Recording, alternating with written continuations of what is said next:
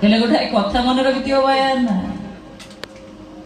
ଆମ ଜଗା ଆଖିରେ ପତା ନାହିଁ। କାହିଁକି ଜାଣିଛ? ପତା ଥିଲେ ତା ଆଖିକୁ ନିଦ ଲାଗିଯିବ, ଆଉ ନିଦ ଲାଗିଗଲା ବେଳେ କାଳେ ତା ଭକ୍ତ କୋଉଠି କିଏ ତାକୁ ବିକଳରେ ଡାକୁଥିବ, ସେ ନ ଜାଣିପାରିବ। କେବଳ ସେଇଥିପାଇଁ ତା ଭକ୍ତ ମାନଙ୍କ ପାଇଁ ତା ଆଖିରେ ସେ ପତା ରଖିନି।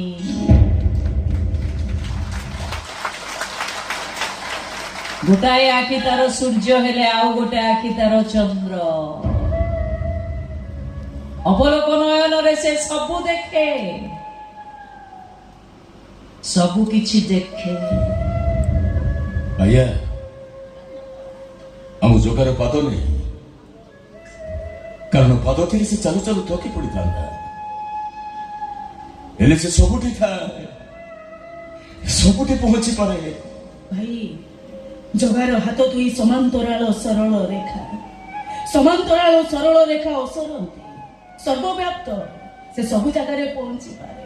60 ପଉଟି ଖାଏ, ତଥାପି ବି ତା ପେଟ ପୁରେନି।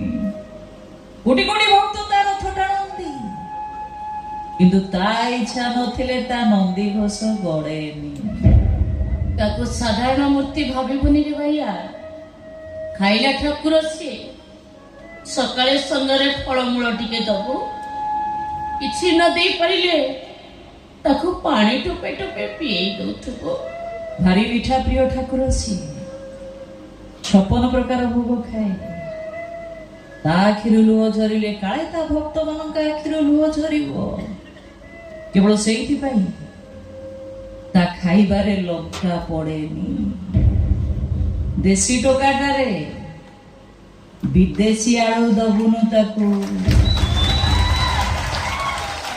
ଏଇ ଜଗା, ତୁ ପରା ସବୁ ଜାଣିପାରୁ, ଆରେ କେମିତି କିଛି ଜାଣିପାରୁନୁ ରେ?